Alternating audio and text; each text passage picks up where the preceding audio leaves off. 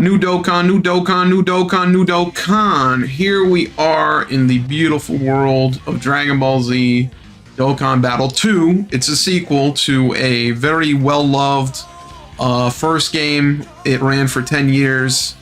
I started off playing it in college, ended up graduating, ended up getting a job, ended up leaving that job for another job, ended up leaving that job for my current job. And now we're here 10 years later. Absolutely insane. Absolutely amazing. And I'm not gonna lie, the UI is actually pretty cool. It's pretty snazzy. Only complaint, the only thing I'll complain about, the only thing I'll mention is a little confusing that when you do more damage to an enemy, it shows as a down arrow. And when you do less damage to an enemy, it shows as an up arrow. I thought it'd be the other way around. Like instead of it being that you're weak against them, it would instead say you're strong against them, because isn't that like how it works? But either way, it's the same thing. I'm nitpicking, all right? I'm not gonna lie to you.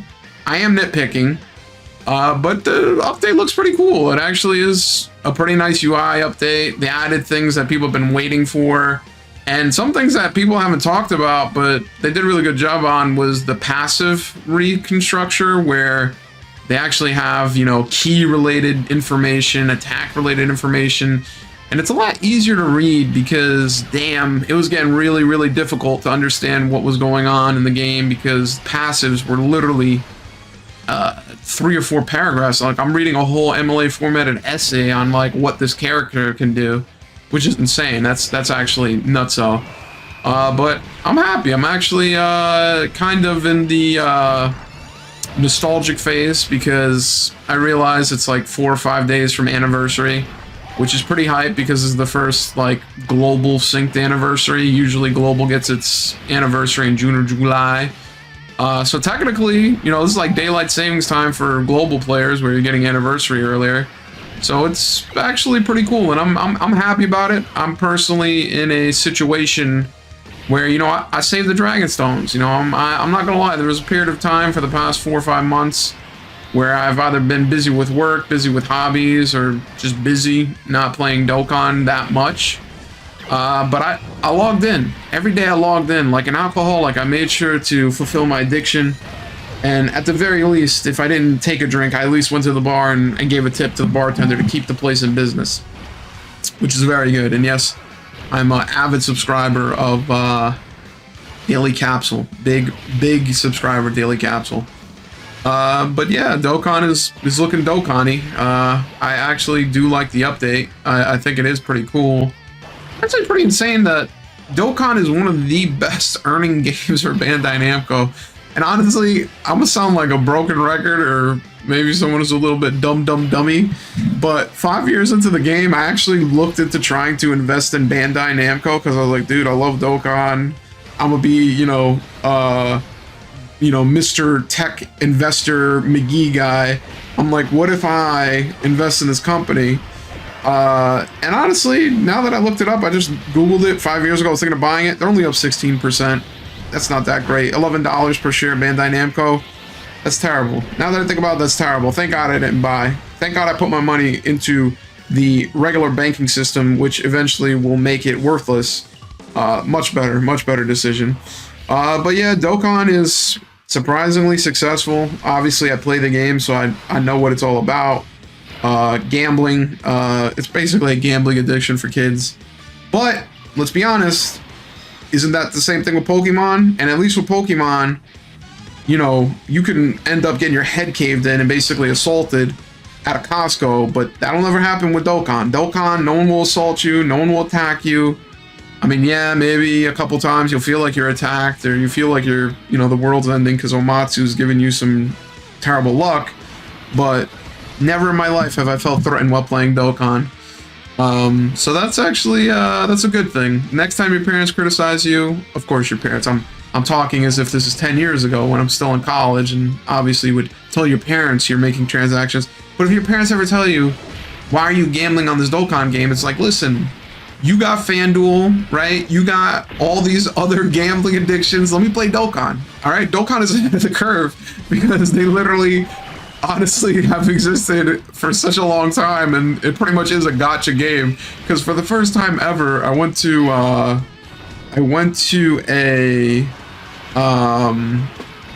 like a casino for a comedy show not that long ago. I ended up going a second time, and it was mostly just to go with friends, and it's literally one of the most depressing, disgusting environments you could ever be in. Like, it's unironically disgusting. Like, the first trip was pretty good. In general, it wasn't too bad. But the crazy thing is about it is that when you go to that environment, it really is a crapshoot on whether you're going to either A, have any luck, obviously, and also if the people there are going to be miserable. Like, I didn't know this, but like, the people there are just like so nasty. Like, and I'm not talking about the people, like the regular people who are there. They're just depressed people looking for a gambling addiction. Talk about the workers, dude. I went not that long ago, and it was kind of a mixture of watching my friends go around and basically look at the slot machines and like play them and stuff. And I really don't get that. I still don't get it. Like I pressed the button a couple times, and like I literally was like, I don't get it. Like, what is the point of this? Like, I could literally be playing Dokkan right now. Like, what? I don't get it. Like, what's the point of this? And it's like, dude, you can win a lot of money, and it's like, okay, like I still don't get it. Like, when I went, I just looked at it like I was going to Dave and Buster's or Chuck E. Cheese. I'm gonna spend 100, 200 bucks. And ironically enough, dude, my friends ended up loving it. Like, especially two of them, dude, they want to go back. They literally tell me, they're like, dude, let's go back. I'm like, dude, it's winter. I don't know. I don't want to do that. Work just started. I don't want to take time off. Like, I don't want to go in general, but like the fact that they want to go in the middle of winter is hilarious, because they're like fiending for it. They're like, I want to go back. They found Vegas Matt on YouTube. Some guy goes to Las Vegas and just puts his life savings into stupid slot machines. Like, it's crazy. Like, literally play Dokkan. Dokkan is the cure. But I went there and we're playing like all the different games, and eventually we started playing table games. And dude, one of the people there legit got super salty that we were helping each other. Like, the way we were playing 21, and we didn't really know like the quote-unquote right way to play, because apparently, supposedly, the way you play that game is that you're supposed to bust the dealer. Like, as a table, you're supposed to just try to make the dealer bust. And what we were doing was like playing for ourselves, as if we were playing Red Dead Redemption Poker or Red Dead Redemption Blackjack, and we're basically just trying to like keep ourselves alive. And dude, one of the people at the table was actually so salty. They're like, listen, I cannot believe you guys don't know how to play. You guys don't know what you're doing. And I was like telling him, like, I don't get it. Like, what's the problem? And then, dude, the dealer, unironically, the dealer looked at the person and said, go ahead and sit out. I'm gonna get these guys out. Like he turned into John Wick of poker. Like, he's like, you sit out. I'm gonna get these guys out. And then me and my friends were like, yo, is this guy for real? Like, is he doing this as a joke, basically, to be like, oh, I'm gonna get you guys out? But apparently this guy really was getting mad, because within 5, 10, 15 minutes, I took it as a joke. I thought homie was just joking, like, oh, I'm gonna get you guys out. I hate you guys, whatever. Dude, we were like winning and losing. So what would happen is I would win a hand, I'd win money, and my friend would lose a hand and he'd lose money, and eventually he'd ran out. So I gave him like enough to basically go and, you know, continue. And then we kept doing this. Like, I would die, they would give me some money. They would die, I'd give them some money, vice versa. So we just kept doing that over and over again. And dude, this guy legit said, he's like, you guys can't keep doing that. And we're like, well, what do you mean? And he's like, you can't keep saving each other. And we were like, why? What are you talking about? Like, we were just playing. And he's like, you guys can't do that. And then like, one of my friends was like, I don't know, like, do you want me to like go on the side and give him money on the side? Like, I don't get, what are you talking about? And dude, this guy legit, this one I knew this guy was really upset. He turned around and got his manager, and he said, these guys are playing, and when they're playing, one of them goes out, they bring the other one in. Can they do that? I don't think they can do that. Dude, the manager literally looked at him, looked at us, and was like, dismissed him completely. She's like, shut up, stupid. Like, no one cares. This is literally the place of dilapidation and deplorable activities, and you're getting salty at this. Like, if somebody was in there putting their car deed, their house, you know, just bankrolling themselves and going into bankruptcy, this guy would not care. This guy would not say anything. But because we were playing for fun, and we were having too much fun.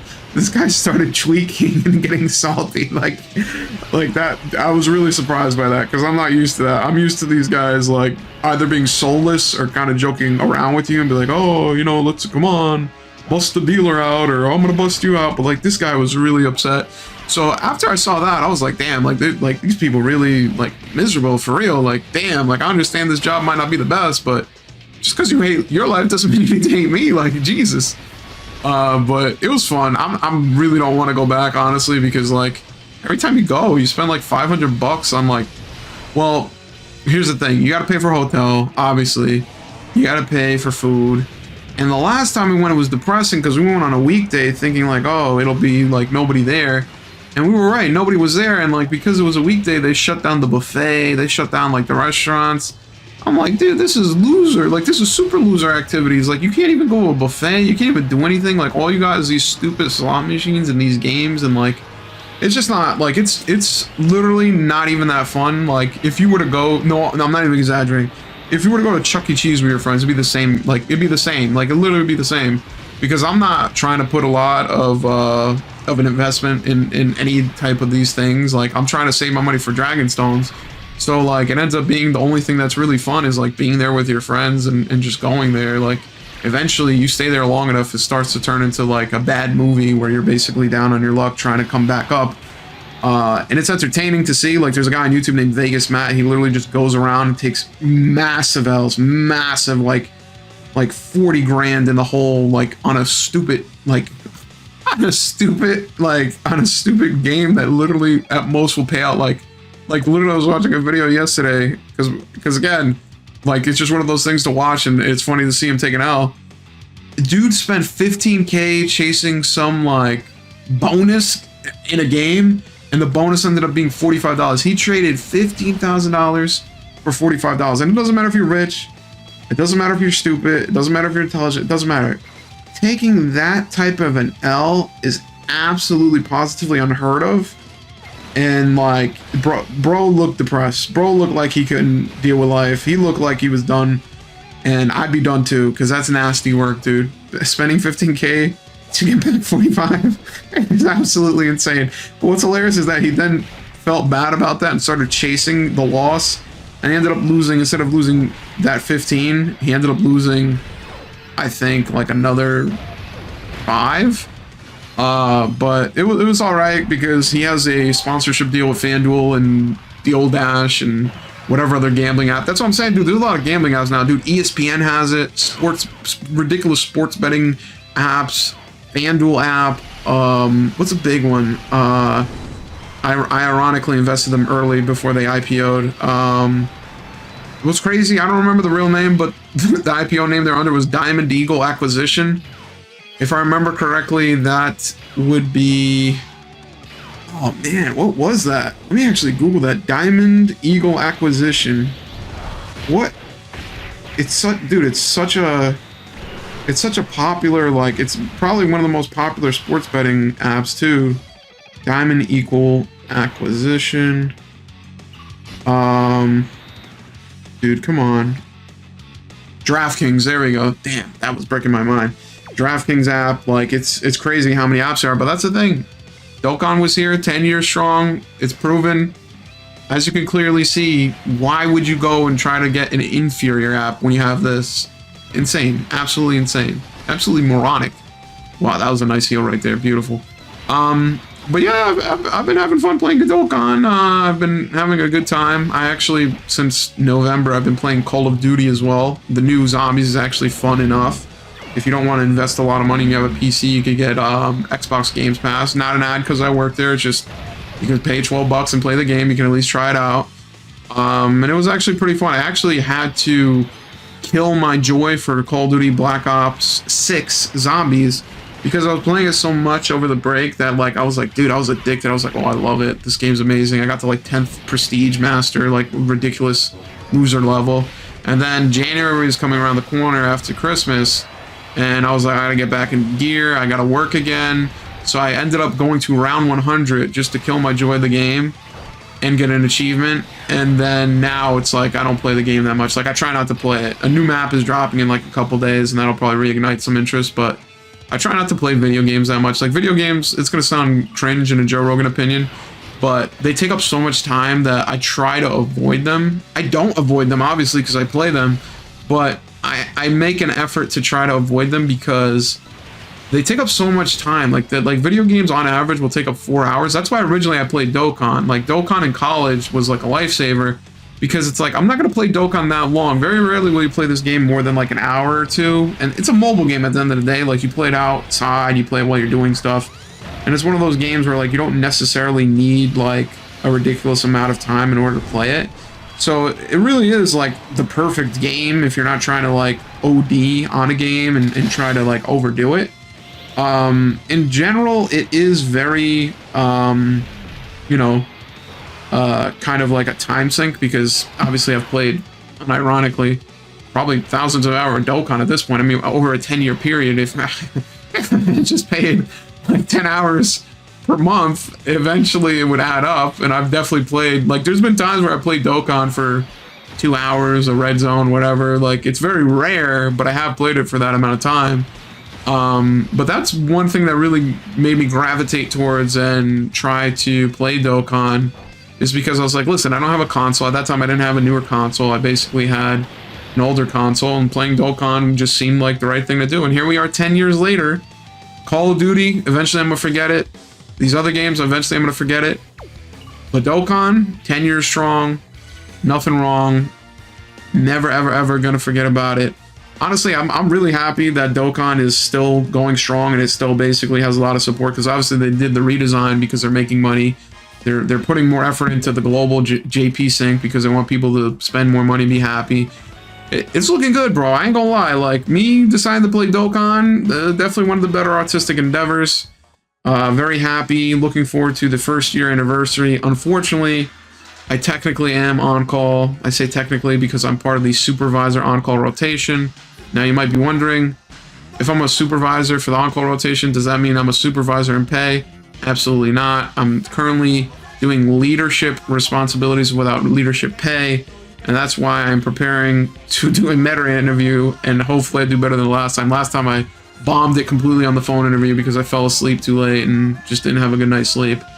But I don't know. My job is very, very good, but at the same time, I'm a little afraid because the first year I worked there, I did not get a raise. The second year I worked there, I got a raise. Third year's coming up. If I don't get a raise, it's looking a little fishy, because the second year raise was good, but it wasn't good enough to make up for the first year raise not being there. And for me in general, I like my job, but I'm getting a lot more responsibilities, not a lot more pay. So I'm definitely going to be on the lookout, trying to pay attention. But it's not to say that I don't like my job. It's not to say I don't work hard, because I actually spent a good 4 hours yesterday, Saturday night, debugging an issue because it was killing me on the inside. Don't ever do that. That's the worst thing to do. But I did do that. With that being said, let's go ahead and head on off to bed. Dokkan is life. Dokkan is love. And looking forward to the 10-year anniversary.